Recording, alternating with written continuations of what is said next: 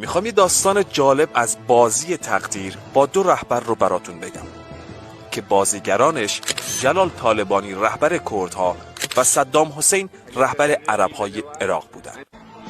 داستان از این قراره که زمانی که جلال طالبانی در کوههای کردستان عراق بر علیه دیکتاتوری بعث و برای حقوق کردها مبارزه میکرد، با میانجیگری آمریکا آتشبسی بین کردها و رژیم بعث عراق برقرار میشه.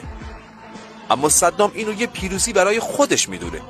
به همین دلیل تصمیم میگیره جلال طالبانی رو تحقیر کنه که یه تسبیح به همراه یه نامه براش میفرسته که توش خطاب به جلال طالبانی نوشته بود: از این پس تو بیکارترین فرد در امت محمد هستی. این تسبیح رو بگیر و ذکر بگو، توشه آخرتت. بعد از سالها دست تقدیر صدام رو از عرش به فرش میکشه و حکومتش سقوط میکنه و خودش هم زندانی میشه. جلال طالبانی هم رئیس جمهور عراق میشه، چیزی که صدام حتی توی خوابش هم نمیدید. جلال طالبانی در زمان ریاست جمهوریش به دیدن صدام در زندان میره و میبینه که صدام تک و تنها توی سلولش نشسته.